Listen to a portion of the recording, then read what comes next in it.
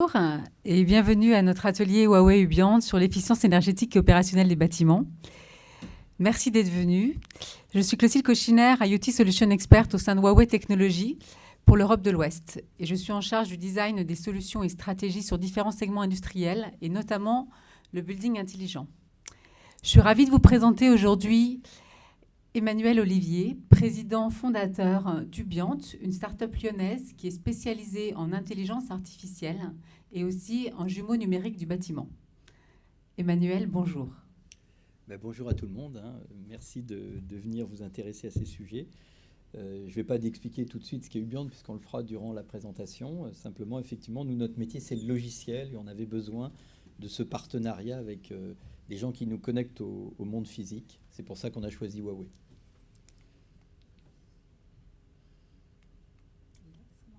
Ça marche plus ?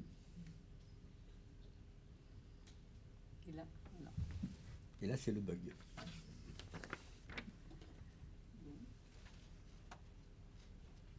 Ouais.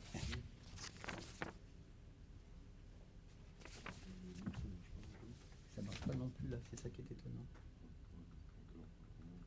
On quitte. Hein.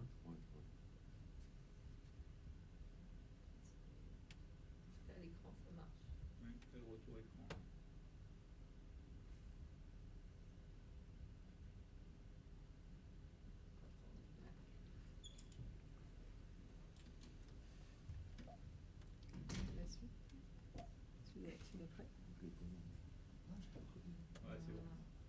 Ça marche avec ça, mais pas avec ça.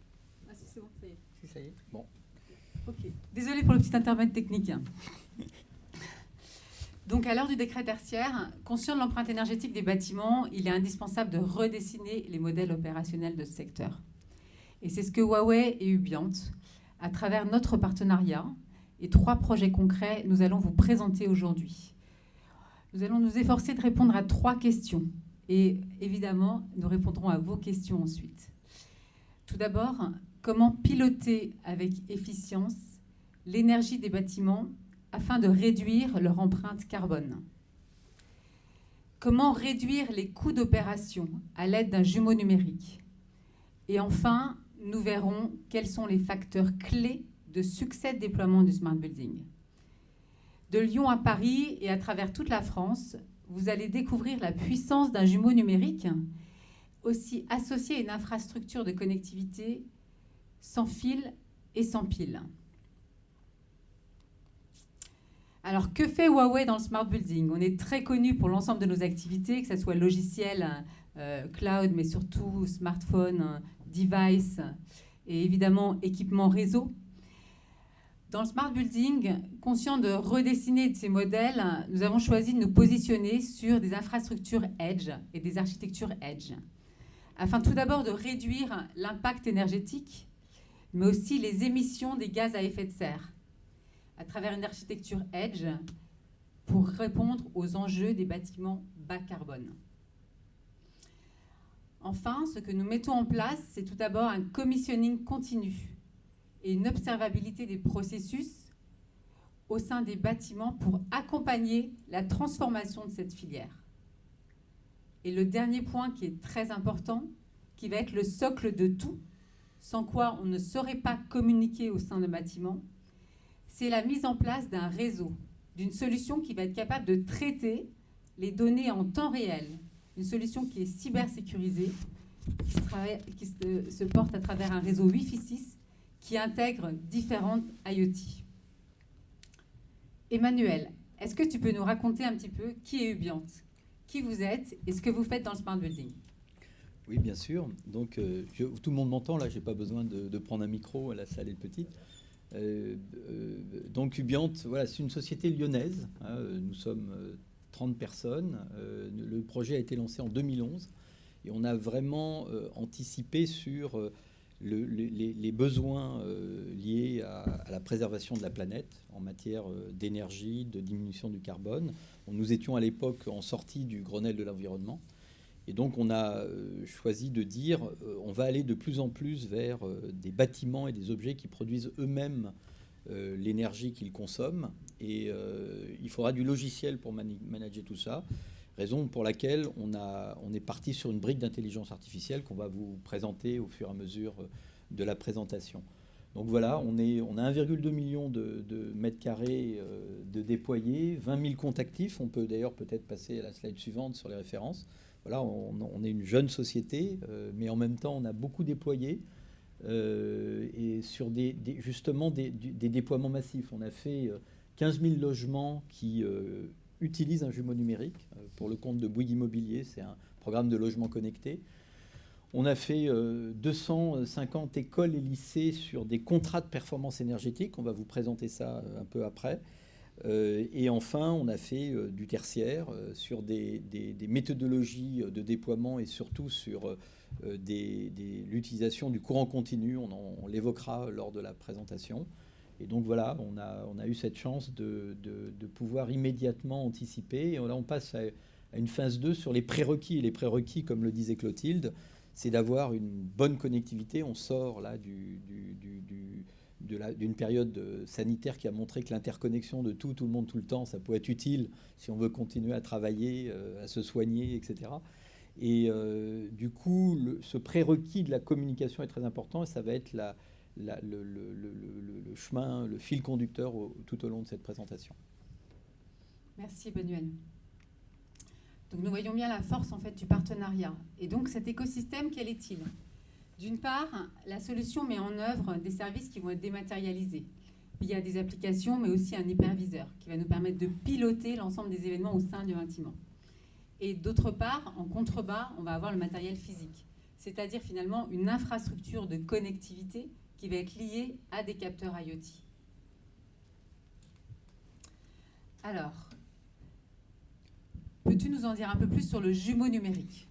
Oui, c'est ça. C'est-à-dire que sur le schéma précédent, on a vu la connexion au travers d'un jumeau numérique du monde physique et du monde virtuel, si j'ose dire. C'est-à-dire qu'un jumeau numérique, comme son nom l'indique, c'est presque la même chose. Deux jumeaux se ressemblent, mais ne sont pas complètement identiques. Et en fait, c'est la réplique du monde physique. Mais pour que ce soit complet, il faut qu'il y ait une interconnexion en temps réel et bidirectionnelle. C'est-à-dire qu'on est dans une mise en place d'un modèle qui consiste tout au long de la vie du bâtiment, de la conception jusqu'à sa démolition, d'avoir ce jumeau numérique qui est interconnecté avec le monde physique, qui fait que quand il y a une modification dans le monde physique, immédiatement ça se répercute sur le jumeau numérique. Et réciproquement, le jumeau numérique permet de paramétrer, de maintenir à distance les différentes installations. Et ça, ce modèle est pas récent puisque ça date d'Apollo, le concept du jumeau numérique. Fallait envoyer, les Américains voulaient envoyer des cosmonautes sur la Lune avant les Russes. Et finalement, voilà, ça a été rendu possible par l'interconnecté. Et là, maintenant, dans notre quotidien, on va avoir de plus en plus. Alors, sur 3 niveaux, hein, on dit toujours, il y a le mot Smart City qui revient, Smart Building, Smart Things pour les objets connectés. En fait, si on prend une hiérarchie, en fait, on est connecté au monde physique grâce à l'IoT, grâce aux objets connectés, parce que sinon on ne serait pas connecté. Et un bâtiment intelligent, un Smart Building, c'est finalement un bâtiment qui contient des objets connectés. Et enfin, la Smart City, c'est un territoire qui contient des bâtiments connectés, des véhicules connectés, des installations, des infrastructures connectées. Donc on va être dans ce modèle du jumeau numérique. Et le gros avantage du jumeau numérique, c'est qu'on va pouvoir, dès la conception, faire des simulations qui vont nous permettre en fait d'anticiper sur ce qui est la meilleure hypothèse en allant très vite. Là encore une fois, on a réalisé en 1 an un vaccin, là où il fallait 10 ans avant, tout simplement parce que la première étape a été des simulations numériques de combinaison des molécules pour trouver quelque chose qui pourrait ressembler à un vaccin. Et finalement, une fois qu'on a une possibilité vue par l'ordinateur, on la teste dans le monde réel. Alors qu'avant, on faisait des tests dans le monde physique qui prenaient beaucoup plus de temps. Là, c'est exactement la même chose. Ça va permettre d'optimiser les processus et ça va éviter de refaire plusieurs fois la conception ou d'itérer dans le monde physique.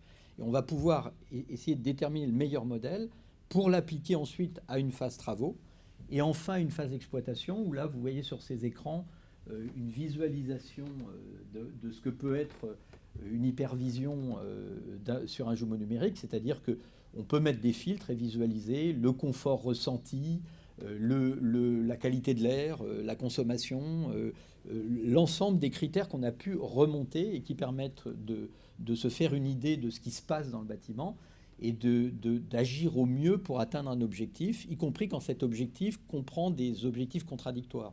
Économie d'énergie et confort, c'est pas du tout compatible. Et en fait, c'est tout l'intérêt de l'IA, c'est que par rapport à des automatismes simples qui ne feraient toujours la même chose, c'est-à-dire on a ça en entrée, on veut ça en sortie, en IA, on a le contexte. Et le contexte va permettre de dire, je peux avoir des différences en entrée, et j'ai plusieurs solutions en sortie, et c'est parce qu'on est connecté en temps réel qu'on va pouvoir trouver ce réglage, y compris en présence d'aléas, et surtout apprendre. C'est-à-dire on va apprendre des récurrences, et finalement s'adapter à la réalité d'un bâtiment, au lieu d'être sur une moyenne globale. Donc voilà le concept du jumeau numérique, et c'est quelque chose qui maintenant est une réalité, puisque technologiquement on peut le faire. Merci Emmanuel. Donc on comprend bien le besoin à la fois de spatialisation, mais aussi de modélisation des données à travers ce jumeau numérique. Je vous propose de passer maintenant à 3 projets concrets que vous voyez vraiment en quoi consiste la mise en œuvre en fait, de ces solutions. On va commencer par le projet La Maison de Confluence, le programme Smarter Together, qui est un programme européen. La Maison de Confluence, c'est finalement le centre d'information de Lyon Confluence. Ce projet, c'est la mise en place d'un bâtiment intelligent sur le site de Confluence qui fait 1500 mètres carrés. L'objectif est de revoir l'efficacité énergétique et d'apporter de nouveaux services sur ce site, avec un objectif qui est très précis. C'est d'une part de réduire la consommation d'énergie de 30% d'ici 2030 et de 40% d'ici 2050. Pour cela, Huawei et Ubiant, nous nous allions afin de designer la meilleure solution possible qui respecte la nouvelle directive européenne sur le BACS. Emmanuel, peux-tu nous raconter la genèse de ce projet ? Oui, alors comme tu l'as dit, c'est un projet européen. Pour ceux qui ne connaissent pas Lyon, il y a un quartier qui s'appelle Confluence et qui est une ville nouvelle au sein de la presqu'île de Lyon. Ça s'est construit, ça a démarré il y a une quinzaine d'années et c'est un aménagement complet. C'est comme une ville est sortie de terre. Et du coup, cette presqu'île a une plateforme de numérisation du territoire. Et le projet Smarter Together consiste à effectivement expérimenter les moyens d'avoir un retour réel et donner une information aux occupants ou aux exploitants pour qu'ils gèrent au mieux. Et plus particulièrement ce bâtiment, on pouvait rester sur la précédente slide, plus particulièrement ce bâtiment, c'est un bâtiment, il fait 1500 mètres carrés et c'est la Maison des Confluences. La Maison des Confluences, c'est que l'aménageur de la presqu'île, qui dépend de la métropole de Lyon, lui a son propre bâtiment pour organiser et planifier les différents travaux, les différents concours pour les promoteurs qui soumettent des projets pour la presqu'île. Et ce bâtiment, justement, rentre pile dans la cible de ce qui va être traité par la directive européenne là, qui est mentionnée ici et qui consiste à devoir équiper tous les bâtiments tertiaires d'une certaine puissance installée. Ça correspond à peu près à partir de 1000 mètres carrés. C'est une puissance installée, rentrons pas dans les détails. Et il y a une obligation d'avoir une gestion intelligente installée. Ça s'appelle un BACS, Building Automation Control System. Et il y a une obligation à partir de 2022 de le mettre en place. Ça, c'est la première obligation. Et la deuxième obligation, c'est d'avoir un référentiel entre 2010 et 2020. Il va falloir choisir un référentiel. Alors, le moins bon, c'est celui qui a consommé le plus. Et par rapport à ce référentiel, il faudra faire 30% d'ici 2030. Et ça, c'est 90% du marché, parce qu'effectivement, les grosses opérations immobilières, surtout neuves, c'est 2% du marché, et même 1% seulement pour le tertiaire, alors que si on veut atteindre les objectifs qui deviennent critiques en matière d'émissions de carbone, il y a 2 impératifs. C'est tous les bâtiments vont être concernés, les bâtiments qui émettent quand même une 46% d'émissions de carbone. Et donc, il va falloir avoir un deuxième enjeu, c'est comment massivement on intervient pour former une filière à intervenir très rapidement. Et c'est aussi là que va intervenir le jumeau numérique, on va en parler après. Mais voilà le schéma. Alors comment on fait ? On met une infrastructure dans le bâtiment. Vous voyez, les traits bleus, c'est du Power over Internet. Enfin, je ne sais pas, j'imagine que tout le monde connaît ça. Vous avez un switch qui simplement amène permet d'échanger les datas, mais surtout permet aussi d'alimenter le device. Et tous les devices que l'on installe, effectivement, sont alimentés comme ça. Le point rouge, c'est l'access point, la borne Wi-Fi dont parlait Clotilde en introduction, et qui est le départ du partenariat. C'est-à-dire que dans tous les bâtiments, on a besoin d'une connectivité. Encore une fois, je rappelle, là, on a bien vu que ceux qui n'avaient pas de connectivité pendant la crise, pendant le confinement, c'était terrible. Et là, simplement, on utilise ce réseau, qui est le réseau de communication traditionnelle Ethernet du bâtiment, mais on rajoute simplement un protocole dedans. Il y a une petite carte qui se rajoute et qui permet d'aller chercher des objets IoT. J'en ai mis sur la table. Alors, tous ces objets-là ont une particularité, c'est qu'ils sont sans fil et sans pile. C'est-à-dire ils produisent eux-mêmes leur énergie. Donc très très vertueux d'un point de vue développement durable. Et là, l'idée étant que finalement, on mutualise des réseaux. On ne réinstalle pas quelque chose de spécifique avec des bus terrain propriétaires, pour ceux qui connaissent la GTB ou la domotique, qui oblige à rajouter du matériel, de la complexité aussi de gestion. Finalement, on mutualise et on doit être exactement dans la même philosophie que votre ordinateur quand vous rajoutez une souris. Je scanne. Enfin, j'ai même pas besoin de scanner, je mets ma souris, ça fonctionne. Là, c'est exactement la même chose. On a mis des petites puces NFC ou des QR codes sur les appareils. On scanne, on dit dans quelle pièce ça va, et tout le paramétrage, la programmation, l'appairage des devices se fait totalement automatiquement avec de l'IA.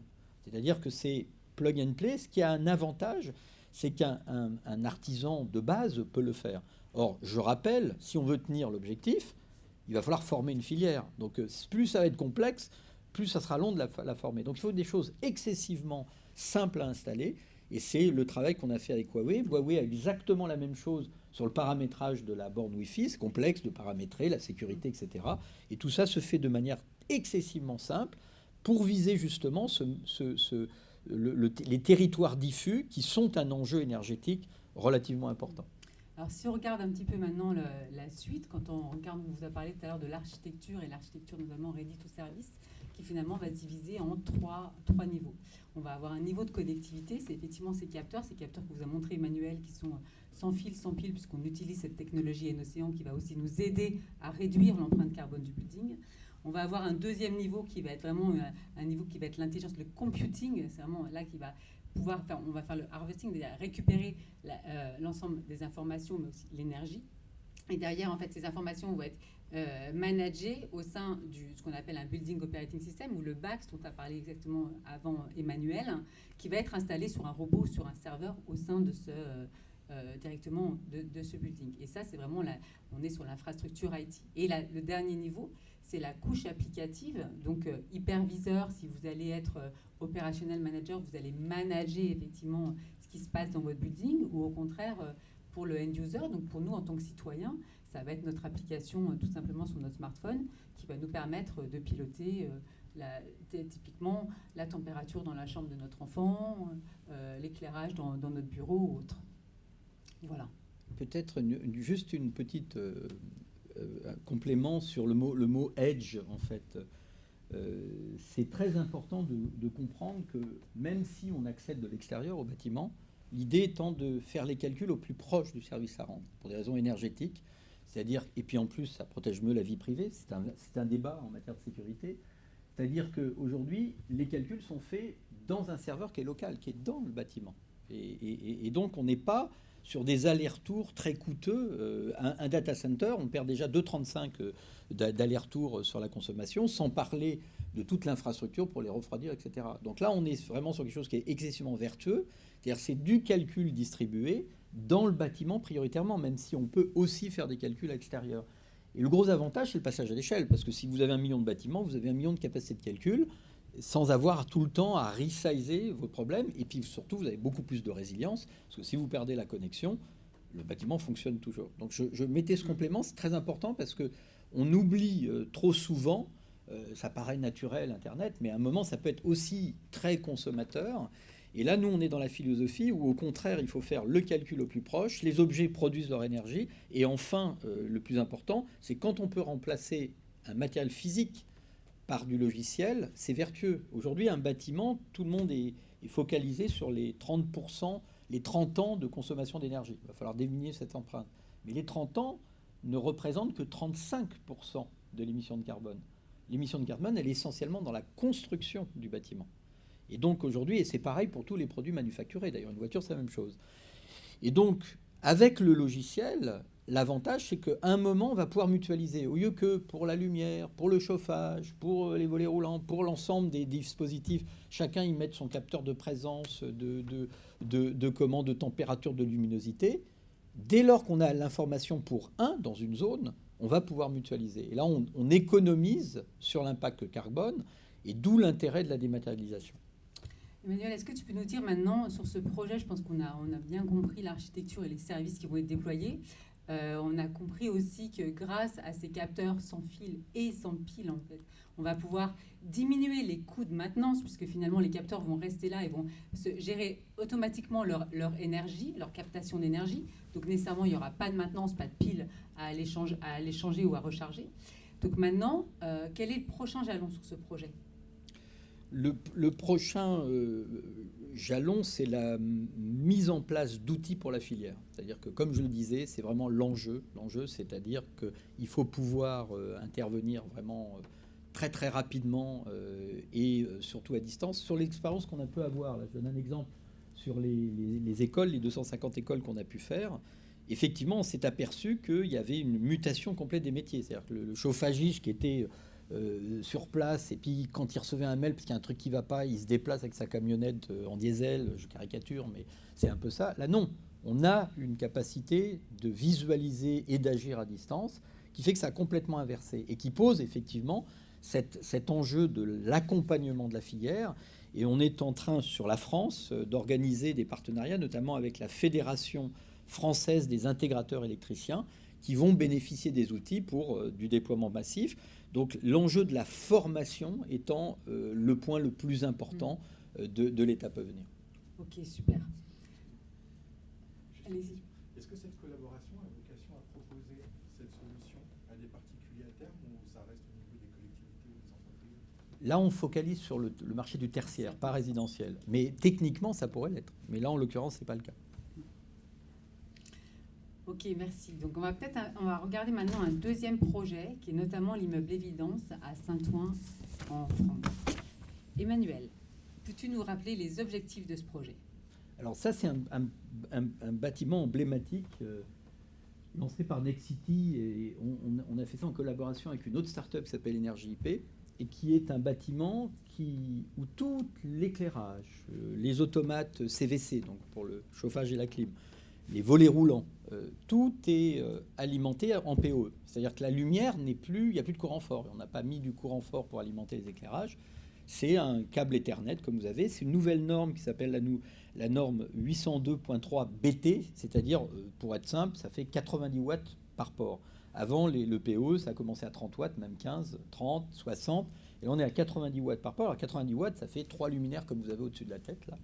Et donc, effectivement, on va avoir une finesse, parce que non seulement on va avoir le pilotage et l'économie de câbles, de carbone, c'est le plastique d'ailleurs qui est autour du cuivre qui consomme surtout du carbone, et surtout on va avoir la consommation au point. C'est-à-dire on va savoir que ce luminaire consomme tant, donc quand on additionne 7 pièces consomme tant, et savoir que cette pièce consomme tant, c'est plus facile pour faire des corrections que de dire mon bâtiment dans sa globalité consomme tant.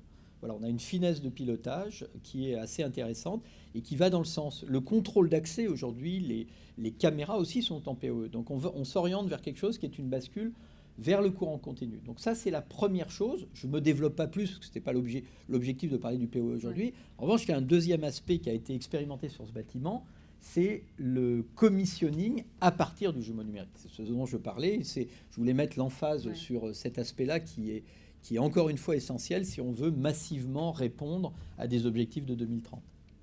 Donc alors, là... Ah pardon, vas-y. Justement, ce qui je pense qui va être intéressant, c'est que tu nous dises justement en quoi ça a été remarquable ce projet. Le fait déjà qu'on puisse effectivement suivre le projet dès la création de l'opération finalement jusqu'à l'hypervision à distance, ça c'est très important. Et donc sur ce commissioning, comment vous l'avez réalisé ?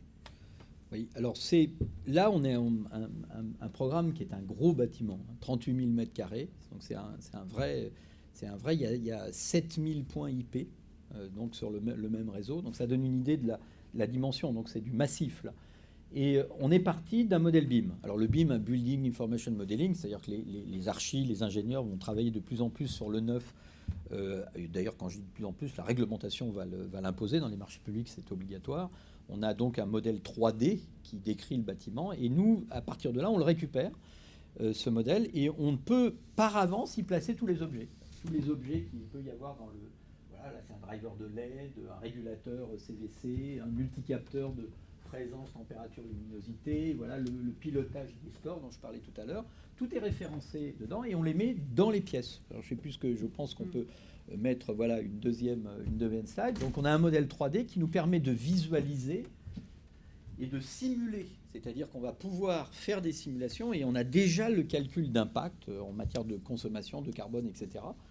Et ça, cette méthodologie-là va servir au commissioning. C'est-à-dire qu'une fois qu'on a un modèle en conception qui est prêt, on n'est plus dans la logique des systèmes traditionnels où il y a des entreprises qui installent, qui livrent, et ensuite on se connecte sur le bâtiment. Non, là, c'est pas comme ça. C'est à l'envers. C'est-à-dire que l'installateur, l'intégrateur, lui, ce qu'il a à faire, c'est de dire, dans cette pièce, je dois associer cet élément-là avec son double numérique. C'est la seule chose qu'il a à faire. Et le reste se fait totalement automatiquement, ce qui introduit la notion de commissioning continu. C'est-à-dire, au fur et à mesure que le chantier se déroule, on voit apparaître le commissioning, donc les autocontrôles, qui nous amènent, effectivement, on peut aller à la slide suivante, à un objectif où il y a zéro réserve.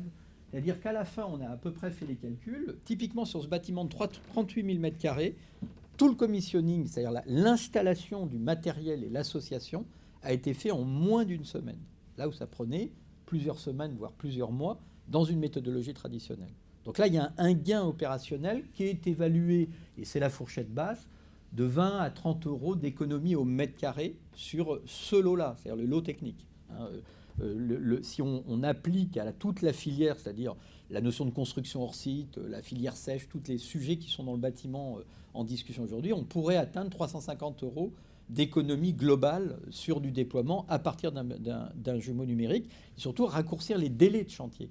Dans les constructions en ossature bois, on arrive à monter des bâtiments très importants en 16 semaines. Ouais, ça donne une idée de la rupture. Alors, il faut de la filière sèche, évidemment, parce que sinon, il y a des temps de séchage. Donc voilà en quoi ce projet est remarquable. Un, l'utilisation du POE, hein, on y va, qui introduit la notion de courant continu. On en parlera en conclusion. Et enfin, la notion de numérisation intégrale des processus, tel que l'a introduit tout à l'heure Clotilde, qui nous permet effectivement d'avoir une optimisation opérationnelle non négligeable et essentielle pour tenir à la fois la qualité et les délais. Ok, merci, c'est très clair, Emmanuel. Je propose de passer maintenant à un dernier exemple de projet qui a été un super projet réalisé donc sur les écoles, collèges et lycées, notamment sur les contrats de performance énergétique. Alors Emmanuel, je sais que c'est un projet que tu aimes beaucoup, vous avez réalisé à Cubion plus de 250 écoles, collèges et lycées. Est-ce que tu peux nous dire quels étaient les objectifs de ce projet et comment vous est venu ce projet ? Alors, à la base, on a répondu avec Artelia et Cofeli, on peut passer à la slide, voilà, sur un contrat de performance énergétique. Alors, en fait, c'était même un CREM. Alors, CREM, ça veut dire conception, réalisation, maintenance, exploitation. C'est-à-dire qu'on n'est plus dans une notion de garantie de moyens, on est dans une garantie de résultat. Et là, il y a un concours lancé. Alors, le concours a d'abord été lancé avec la ville de Paris, qui a fait un CPE sur 140 écoles. Le premier sujet, c'est 140 écoles. Et là, il y a l'engagement de prendre un résultat où, sans intervention sur le bâti, ou très peu, c'est-à-dire il n'y a pas d'isolation, surtout que les écoles de Paris, la plupart du temps, c'est des bâtiments haussmanniens ou des choses où on ne peut pas véritablement faire de l'isolation par l'extérieur. Et l'idée était d'intervenir seulement sur le lot régulation, et avec un objectif minimum de 30% d'économie qui a été atteint puisqu'on est même à 40%. Voilà. Et donc c'est ce concours qu'on a gagné, et on l'a gagné sur deux critères en fait. On l'a gagné parce qu'il y a un engagement de dire on va arriver à l'objectif en régulant mieux, et je vais expliquer après pourquoi.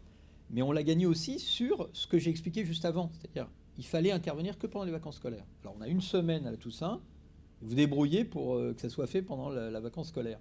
Et là, il y a peu de gens qui savaient le faire, et on l'a fait sur cette méthodologie. D'ailleurs, c'est sur ce programme, c'était 2015 ça, que l'on a mis au point la méthodologie. basé sur le fait que un simple poseur, quelque part, était capable d'intervenir en parallélisant. C'était fait en 2 jours, une école. Donc, effectivement, là où normalement, ce n'était pas faisable en une semaine. Donc, voilà les critères qui nous ont fait sélectionner. Le deuxième, effectivement, tel que je le disais, c'est l'idée d'intervenir sur une régulation fine qui prenne en compte l'intermittence. Le problème d'une école, c'est que y a des élèves qui, au premier trimestre, sont au gymnase, il y a des décalages, il y a finalement des classes qui ne sont pas utilisées. Ça, c'est une première chose, hein, la présence réelle. Et commencer à mettre des consignes, devient très compliqué pour s'adapter à tout ça. Et la deuxième chose, c'est que souvent dans les écoles, pour une seule classe qui doit être à bonne température à 8 heures du matin quand les élèves arrivent, finalement, on met la chaudière à fond à 2 heures du matin pour une seule classe, alors que les autres étaient chaudes en 1 heure. Et donc, on a décidé de partir sur une régulation terminale totalement décentralisée par classe. Et c'est ce qu'on a mis, c'est ce qui a été le déterminant. Ça, c'est une vanne de radiateurs qu'on pose sur les radiateurs. C'était majoritairement du chauffage radiateur à eau avec une chaufferie. Et c'est la différence de température entre l'eau du radiateur et l'air de la pièce qui produit l'énergie qui permet de faire tourner le moteur et de communiquer. Voilà. Alors, évidemment, déploiement très rapide, il n'y a pas de câble à tirer, rien du tout, pas de maintenance, puisque la Q, enfin pas de maintenance, c'est garanti 10 ans. Maintenant, dans 10 ans, on verra la Q, l'état de la Q, mais il fonctionnera toujours de toute manière. Peut-être qu'il faudra en changer certaines, mais d'une manière générale, on est dans une capacité d'intervention très vite, on est évidemment vertueux d'un point de vue environnemental, et on est finalement dans quelque chose qui est la tendance. C'est-à-dire qu'il faut, si les objets produisent l'énergie qu'on consomme, les bâtiments, on rentre dans quelque chose qui évite de surdimensionner des réseaux ou de mettre en place une gestion centralisée qui est finalement coûteuse. Donc voilà les objectifs qui ont été atteints, encore une fois, et sur certains, je terminerai là-dessus sur les écoles, sur Limoges, on a fait 60%.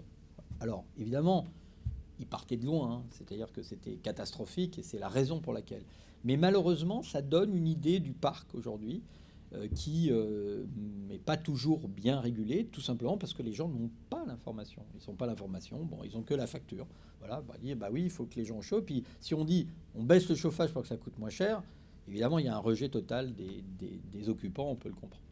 Alors peut-être avant qu'on passe à l'architecture qui va être assez basique, on va expliquer. Ce qui serait intéressant, c'est que tu nous expliques comment vous commencez. Quand tu as commencé ce projet, est-ce que tu as commencé par faire un audit des écoles? Est-ce que tu travailles sur plan? Est-ce que tu récupères les données et les factures énergétiques? Comment tu commences finalement à mettre en œuvre le projet? C'est quoi la première étape? Alors la première étape, c'est comme tu le dis, on peut passer peut-être à l'autre stade. Voilà, bon, alors on ne refait pas, c'est la même chose. Hein. C'est là-dessus qu'on a mis au point les réseaux POE, qui a un autre avantage en POE, c'est qu'on n'est pas obligé de remettre en conformité le réseau électrique. 2 étapes. Première étape, c'est évidemment l'analyse des données disponibles, factures, l'état constaté les années précédentes. Deuxième étape, ponctuelle, sur des écoles choisies, un diagnostic réel. C'est-à-dire on met des capteurs et puis on constate ce qui se passe et on peut en déterminer à la pièce un coefficient de déperdition avec l'extérieur. C'est-à-dire que grosso modo, on connaît la température extérieure, on connaît la température intérieure. En 1 heure, ça fait combien de degrés? Et là, on fait exactement ce que fait le CSTB quand il qualifie des matériaux, c'est-à-dire ils font un cube d'un mètre cube pour calculer, ils prennent 1 mètre cube d'isolant, et puis ils disent combien de temps ça fait pour mettre 1 degré, et ça nous donne un coefficient de résistivité. On fait exactement pareil à l'échelle de la pièce. Et donc, sur ces bases-là, c'est là où on va introduire les notions de simulation et d'anticipation et d'impact et finalement mieux cibler où on peut intervenir. Quand je disais qu'on n'est pas intervenu sur le bâti, sauf quand on s'aperçoit qu'il y a 2 classes pignon nord où c'est franchement catastrophique, le pignon nord il est sur la cour et c'est pas gênant, là on fait une isolation. Et ça sert à définir mieux précisément comment, là où on va intervenir avec une économie, puisque ça évite d'intervenir globalement quand c'était pas nécessaire. Alors, ce qui va être intéressant aussi, c'est de regarder derrière, avec Huawei, jusqu'où on peut aller. C'est-à-dire quelle finalement va être notre prochaine étape. Est-ce que tu peux nous en dire plus?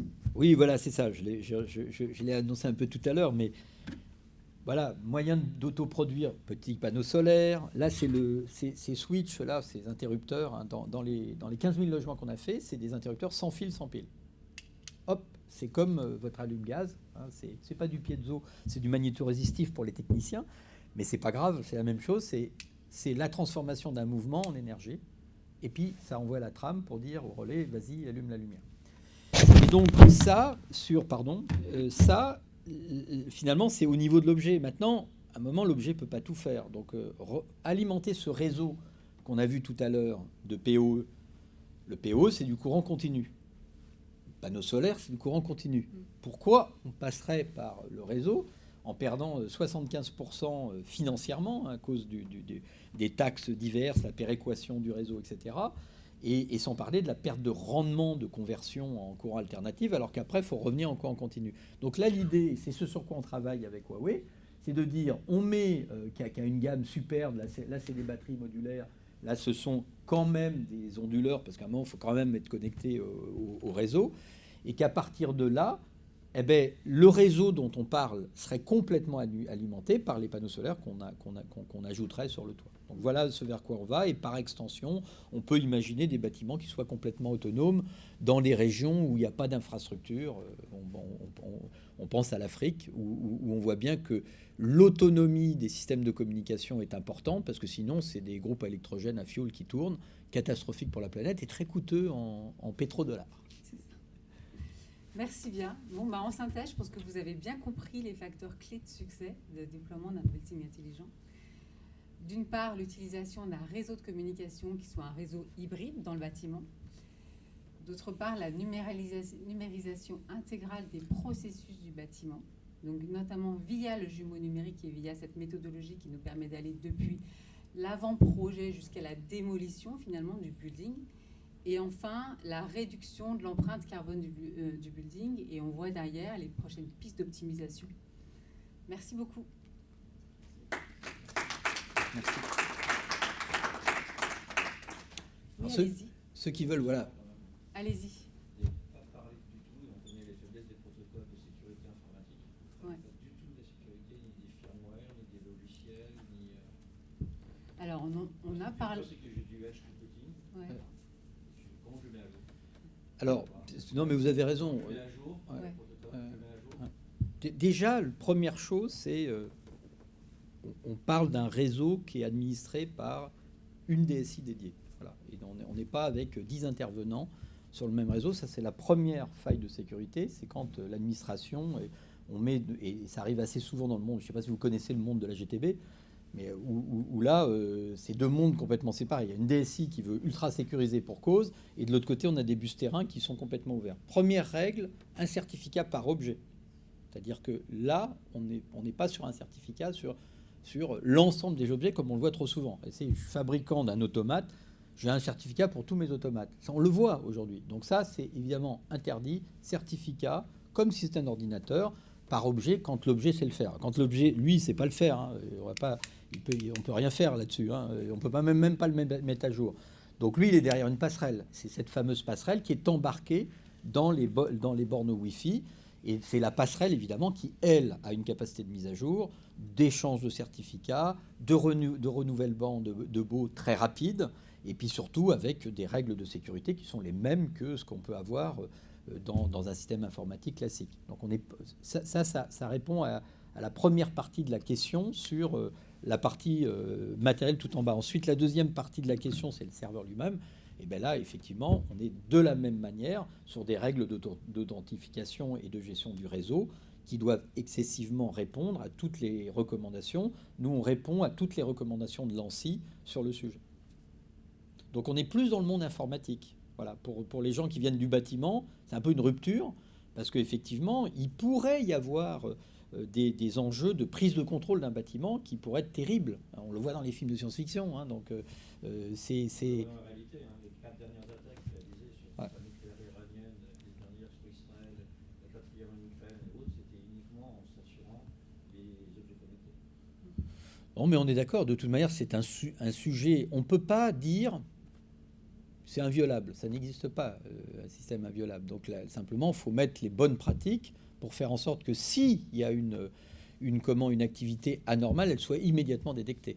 Donc voilà, donc immédiatement quand il y a, comme dans tous les systèmes, dès qu'il y a une activité anormale, immédiatement on refait. Ce qu'il faut savoir, c'est que les gens qui se connectent, nous on a peu parlé de ça, mais on a mis en place le concept de BOSS, qui commence à être, le BOSS, c'est Building Operating System, qui commence à se généraliser dans les cahiers des charges du bâtiment.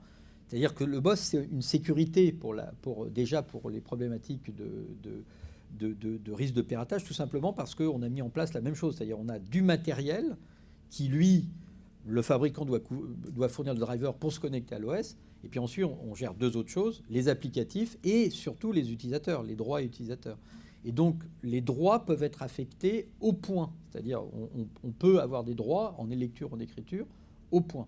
Donc voilà comment c'est géré. Et puis après, c'est une gestion classique de VLAN avec une séparation et une pré-identification des choses. Et puis d'infrastructure également, sur l'infrastructure de Huawei, tant au niveau du réseau Wi-Fi que du serveur et du robot sur lequel sont déployés le BOSS. Ce sont des équipements qui sont cybersécurisés et sur lesquels nous respectons évidemment les règles de l'ANSSI. Ça, c'est dans les ordinateurs des autres. L'ordinateur des autres du SAS chez vous, c'est qui? Pardon, j'ai pas compris. Le SAS, le cloud, le SAS. Ouais, le SAS. L'ordinateur des autres. Là. C'est l'ordinateur d'un autre. Le SAS, que vous avez présenté, c'est qui l'hébergeur? Sur l'hyperviseur, en fait. Je pense que la question passe sur l'hyperviseur. Alors, ça dépend c'est le preneur qui décide. Dans le bâtiment, c'est le preneur qui décide. Donc nous, on est sur une architecture avec Huawei qui est sur du Docker. Et donc à partir de là, c'est le preneur du bâtiment, l'investisseur, qui dit moi je veux que mes données elles soient là, chez OVH par exemple, et c'est comment le choix du preneur. Nous on n'intervient pas là-dessus. Oui, voilà, ah oui, bien sûr, bien sûr. C'est un code privé comme un OBS. Ouais. Ou autre. Non, c'est normal. Et ça, on est dans le bâtiment. C'est le bon côté du bâtiment. C'est-à-dire, ils étaient habitués à la GTB qui est tout local. Donc, c'est pas compliqué de leur vendre un truc qui est prioritairement local. Voilà. Maintenant, il faut du cloud. Et ne serait-ce que pour s'identifier, se connecter, il faut bien interconnecter, il faut bien un serveur d'authentification, il faut bien le mettre quelque part. Nous, on envisage de donner le choix dynamique. Alors, quand je dis nous, c'est Ubiant. Le choix dynamique de dire nous, tout est automatisé. C'est-à-dire un bâtiment qui tombe sur un serveur parce que OVH est tombé, ça n'arrive jamais. Joke. Il est immédiatement réactivé ailleurs sur un container qui est libre pour le faire. C'est transparent pour l'utilisateur. Il est évidemment prioritairement exécuté dans le bâtiment, c'est ce que j'ai dit. Si le serveur dans le bâtiment tombe, il faut quand même qu'on garde une connectivité. Il est exécuté soit dans un autre bâtiment, là où il y a un container de disponible. Pour ceux qui ne connaissent pas la technique. Ah oui, bien sûr. Voilà. Et on répond complètement aux règles du RGPD. Donc, privacy by design, on ne stocke pas des informations sans consentement explicite, et tout ça est à la discrétion de l'utilisateur lui-même. C'est-à-dire, c'est une fois qu'on a en fin de chantier, déjà on a un premier utilisateur qui est l'installateur. Là aussi, il y a du RGPD avec l'installateur. Et ensuite, il transfère les droits complètement à un propriétaire. La gestion est assez complexe parce que, par exemple, quand on a découvert sur les logements, vous avez un propriétaire et un locataire. Voilà. Là, il faut qu'il y ait une segmentation. Donc, évidemment, il ne faut pas que le locataire ait accès aux données du propriétaire et réciproquement. Et donc, voilà, tout ça est parfaitement géré. C'est tout l'intérêt d'un building operating system. Je vous remercie beaucoup. Je vous propose de continuer. Vous pouvez venir nous voir, mais je crois qu'on va libérer la salle parce qu'on a quelques retards.